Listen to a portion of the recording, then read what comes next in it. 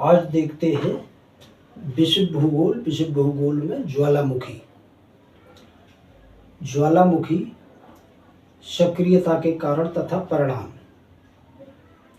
वैज्ञानिक अपने बचाव के खास उपायों के साथ ज्वालामुखी विवरणों में कुछ गहराई तक गए हैं।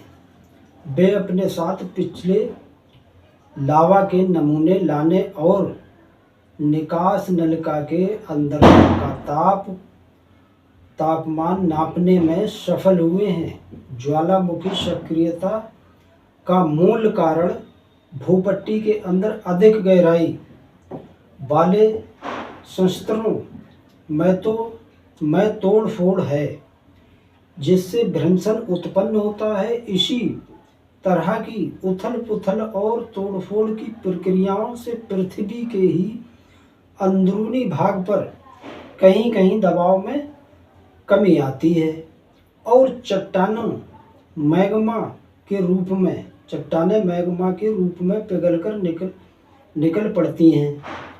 इसमें कोई संदेह नहीं है कि ज्वालामुखी जीवों के लिए विनाशकारी होते हैं, किंतु विखंडन और अपक्षण के बाद ज्वालामुखी चट्टानें उपजाऊ मिट्टी को प्रदान करती हैं। बार बार होने वाले विस्फोट के खतरे के बावजूद किसान इस उपज मिट्टी को जोतते हैं और इसमें अच्छी फसल करते हैं। ज्वालामुखी की राख और धूल यदि हरियाली को दफनाकर उसे बर्बाद भी कर दें तो भी खेतों और बगीचों के लिए अति उपजाऊ सिद्ध होती है। ज्वालामुखी गीजर, गर्म जल के झरने तथा बेवर झीलों के रूप में अनेक सुंदर प्राकृतिक दृश्य का निर्माण करते हैं। पृथ्वी के धरातल पर अनेक विस्तृत पठार और पर्वत इनकी ही देन है। ज्वालामुखी सक्रियता से अनेक बहुमूल्य खनिज और गैस बनते हैं। अधिक तापमान वाली भाप को संचित कर भूतापीय विद्युत का निर्माण किया जाता है। संसार के अनेक ज्वालामुखी क्षेत्रों में इस प्रकार ऊर्जा का निर्माण किया जा रहा है। ज्वालामुखी क्रिया द्वारा निर्मित स्थलाकृतियों को निम्न भागों में विभाजित किया जा सकता है। नंबर 1, ब्राहा स्थलाकृति, जैसे ज्वालामुखी शंकु, क्रेटर, कालडेरा आदि। तथा नंबर 2, अभियांत्रिक स्थलाकृतियां तथा बैथोलिथ, लेपोलिथ, सिल और डाई। ज्वालामुखी शंकु, सिंडर शंकु कौन प्रायः कम ऊंचे होते हैं।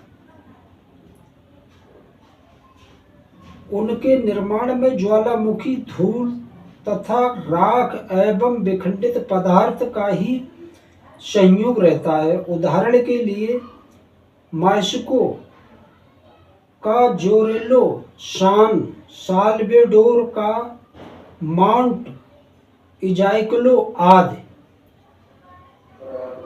कंपोजिट शंकु सभी प्रकार के शंकुओं से ऊंचे होते हैं। इनका निर्माण निम्न प्रकार से निश्चित ज्वालामुखी द्वारा पदार्थ के निर्माण क्रमशः तह के रूप में जमा होने से होता है। इस कारण कभी कभी इनको परत दर परत शंकु भी कहते हैं। उदाहरण के लिए संयुक्त राज्य अमेरिका का शास्ता, जापान का फ्यूजियामा आदि। परपोषित शंकु, जब ज्वालामुखी शंकु का अत्यधिक विस्तार हो जाता है तो उसमें फटन हो जाने के कारण ज्वालामुखी के मुख पर द्रोणी या नली डोटी छोटी उपशाखाएं निकल जाती हैं। मुख्य शंकु के निचले भाग पर इन उपनालियों से लावा आदि पदार्थ निकलने लगते हैं तथा उनके जमाव होने से मुख्य शंकु पर छोटे छोटे अन्य शंकुओं का आविर्भाव होता है। अतः इन्हें